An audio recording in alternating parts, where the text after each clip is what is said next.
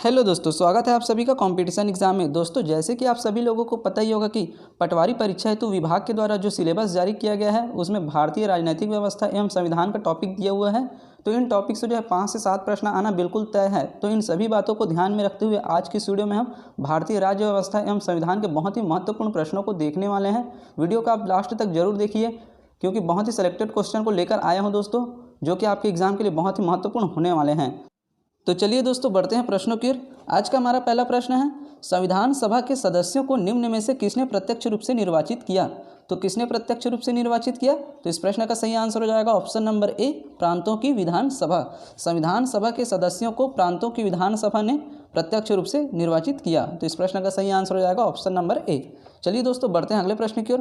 प्रश्न नंबर दूसरा दिया हुआ है, भारतीय संविधान की कौन सी विशेषता इंग्लैंड से ली गई है? जिसमें पहले ऑप्शन को देख लेते हैं। ऑप्शन ए में है संसदीय प्रणाली, ऑप्शन बी में है संघीय प्रणाली, ऑप्शन सी में है मूल अधिकार, ऑप्शन डी में है मूल कर्तव्य। तो इस प्रश्न का सही आंसर हो जाएगा ऑप्शन नंबर ए, संसदीय प्रणाली। भारतीय संविधान की संसदीय प्रणाली को जो है इंग्लैंड से ली गई है। तो इस प्रश्न का सही आंसर हो जाएगा ऑप्शन नंबर ए, संसदीय प्रणाली। चलिए दोस्तों, बढ़ते हैं अगले प्रश्न की ओर।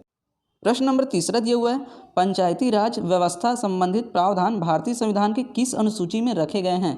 तो कौन से अनुसूची में रखे गए हैं? तो इस प्रश्न का सही आंसर हो जाएगा ऑप्शन नंबर डी, 11वीं। पंचायती राज व्यवस्था संबंधित प्रावधान भारतीय संविधान की 11वीं अनुसूची में रखे गए हैं। तो इस प्रश्न का सही आंसर हो जाएगा ऑप्शन नंबर डी। चलिए दोस्तों, बढ़ते हैं अगले प्रश्न की ओर। प्रश्न नंबर चौथा दिया हुआ है, मूल अधिकारों को प्रवर्तित कराने की शक्ति किसे प्राप्त है? तो किसे प्राप्त है? तो पहले ऑप्शन को देख लेते हैं। ऑप्शन ए में है संसद को, ऑप्शन बी में है राष्ट्रपति को, ऑप्शन सी में है उच्चतम एवं उच्च न्यायालय को, ऑप्शन डी में है उच्चतम न्यायालय को। तो इस प्रश्न का सही आंसर हो जाएगा ऑप्शन नंबर सी, उच्चतम एवं उच्च न्यायालय को। मूल अधिकारों को प्रवर्तित कराने की शक्ति उच्चतम एवं उच्च न्यायालय को है। तो इस प्रश्न का सही आंसर हो जाएगा ऑप्शन नंबर सी। चलिए दोस्तों, बढ़ते हैं अगले प्रश्न की ओर। प्रश्न नंबर 5वां दिया हुआ है, राज्य के नीति निर्देशक सिद्धांतों के अनुसार किस आयु तक के बच्चों को निःशुल्क एवं अनिवार्य शिक्षा देने की आशा की जाती है? तो किस आयु के बच्चे को जो है निःशुल्क और अनिवार्य शिक्षा देने की आशा की जाती है? तो इस प्रश्न का सही आंसर हो जाएगा ऑप्शन नंबर ए, 14 वर्ष। राज्य के नीति निर्देशक सिद्धांतों के अनुसार 14 वर्ष तक के आयु के बच्चों को निःशुल्क एवं अनिवार्य शिक्षा देने की आशा की जाती है। तो इस प्रश्न का सही आंसर है ऑप्शन नंबर ए, 14 वर्ष। चलिए दोस्तों, बढ़ते हैं अगले प्रश्न की ओर। प्रश्न नंबर 6वां दिया हुआ है, राष्ट्रपति पर महाभियोग का आरोप संसद के किस सदन द्वारा लगाया जाता है? तो पहले ऑप्शन को देख लेते हैं। ऑप्शन ए में है राज्यसभा, ऑप्शन बी में है लोकसभा, ऑप्शन सी में है संसद के किसी भी सदन द्वारा, ऑप्शन डी में है उपरोक्त में से कोई नहीं। तो इस प्रश्न का सही आंसर हो जाएगा ऑप्शन नंबर सी, संसद के किसी भी सदन द्वारा। राष्ट्रपति पर महाभियोग का आरोप संसद के किसी भी सदन द्वारा लगाया जाता है। तो इस प्रश्न का सही आंसर हो जाएगा ऑप्शन नंबर सी। चलिए दोस्तों, बढ़ते हैं अगले प्रश्न की ओर। प्रश्न नंबर 7वां दिया हुआ है, राष्ट्रपति के निर्वाचक मंडल में शामिल हैं। तो पहले ऑप्शन को देख लेते हैं। ऑप्शन ए में है संसद के दोनों सदनों के सदस्य तथा राज्यों की विधानसभा के निर्वाचित सदस्य, ऑप्शन बी में है संसद के दोनों सदनों के निर्वाचित सदस्य तथा राज्यों की विधानसभाओं एवं विधान परिषदों के निर्वाचित सदस्य, ऑप्शन सी में दिया हुआ है संसद के दोनों सदनों के निर्वाचित सदस्य तथा राज्यों की विधानसभाओं के निर्वाचित सदस्य, ऑप्शन डी में है संसद के दोनों सदनों के निर्वाचित सदस्य। तो इस प्रश्न का सही आंसर हो जाएगा ऑप्शन नंबर सी, संसद के दोनों सदनों के निर्वाचित सदस्य तथा राज्यों की विधानसभाओं के निर्वाचित सदस्य। देखिए दोस्तों, ऑप्शन देखना भी बहुत ही ज़्यादा जरूरी है, क्योंकि ऑप्शन जो है सेम दिया रहता है, इसी में हम कन्फ्यूज़न हो जाते हैं। तो ऑप्शन को भी ध्यान से पढ़ना बहुत ही ज़्यादा जरूरी है। तो इस प्रश्न का सही आंसर हो जाएगा ऑप्शन नंबर सी, राष्ट्रपति के निर्वाचक मंडल में शामिल है। तो कौन शामिल है? ऑप्शन नंबर सी इसका सही आंसर है, संसद के दोनों सदनों के निर्वाचित सदस्य तथा राज्यों की विधानसभाओं के निर्वाचित सदस्य। चलिए दोस्तों, बढ़ते हैं अगले प्रश्न की ओर। प्रश्न नंबर 8वां दिया हुआ है, भारत के उपराष्ट्रपति को पद से कौन हटा सकता है? तो कौन हटा सकता है? तो इस प्रश्न का सही आंसर हो जाएगा ऑप्शन नंबर सी, लोकसभा की सम्मति से राज्यसभा। भारत के उपराष्ट्रपति को लोकसभा की सम्मति से राज्यसभा हटा सकता है। तो इस प्रश्न का सही आंसर हो जाएगा ऑप्शन नंबर सी। प्रश्न नंबर 9वां दिया हुआ है, संसद के संयुक्त अधिवेशन को कौन बुलाता है? तो ऑप्शन ए में है राष्ट्रपति, ऑप्शन बी में है प्रधानमंत्री, ऑप्शन सी में है लोकसभा अध्यक्ष, ऑप्शन डी में है विपक्ष का नेता। तो इस प्रश्न का सही आंसर हो जाएगा ऑप्शन नंबर ए, राष्ट्रपति। संसद के संयुक्त अधिवेशन को राष्ट्रपति बुलाता है। तो इस प्रश्न का सही आंसर है ऑप्शन नंबर ए। चलिए दोस्तों, बढ़ते हैं अगले प्रश्न की ओर। प्रश्न नंबर 10वां दिया हुआ है, प्रधानमंत्री या कोई मंत्री जो संसद के किसी सदन का सदस्य नहीं है, उसे मंत्री पद पर बने रहने के लिए कितने दिनों के अंदर संसद का सदस्य बनना आवश्यक है?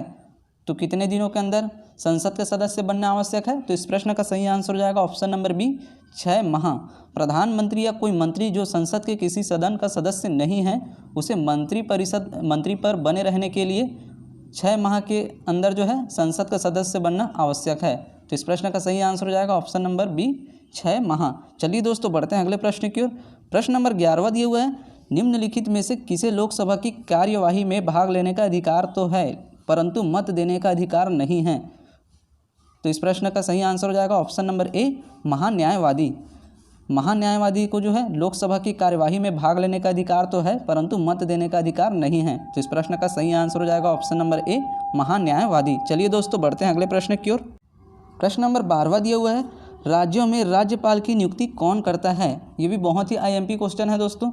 तो पहले ऑप्शन को देख लेते हैं। ऑप्शन ए में है प्रधानमंत्री, ऑप्शन बी में है राष्ट्रपति, ऑप्शन सी में है गृह मंत्री, ऑप्शन डी में है भारत के मुख्य न्यायाधीश।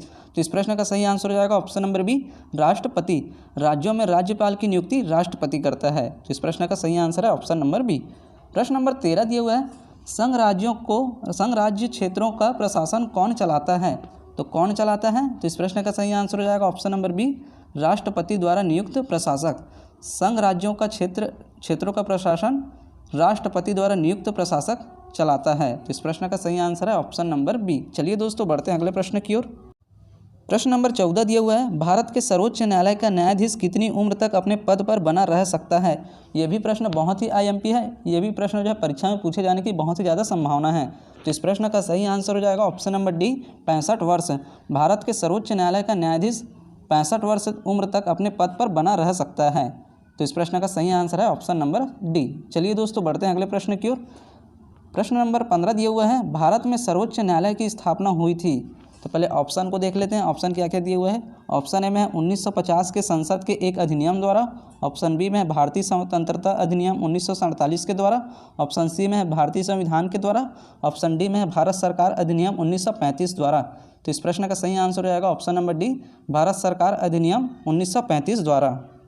भारत में सर्वोच्च न्यायालय की स्थापना भारत सरकार अधिनियम 1935 द्वारा हुई थी। तो इस प्रश्न का सही आंसर हो जाएगा ऑप्शन नंबर डी। इस तरह दोस्तों आज की इस वीडियो में हमने भारतीय राजनीतिक व्यवस्था एवं संविधान के बहुत ही महत्वपूर्ण प्रश्नों को देखे हैं जो कि एग्जाम में आपके लिए काफ़ी हेल्पफुल होने वाले हैं। वीडियो अच्छा लगे तो वीडियो को लाइक करें और ज़्यादा से ज़्यादा लोगों में शेयर करें। और अभी तक आपने हमारे चैनल को सब्सक्राइब नहीं किया तो प्लीज़ चैनल को सब्सक्राइब जरूर करें।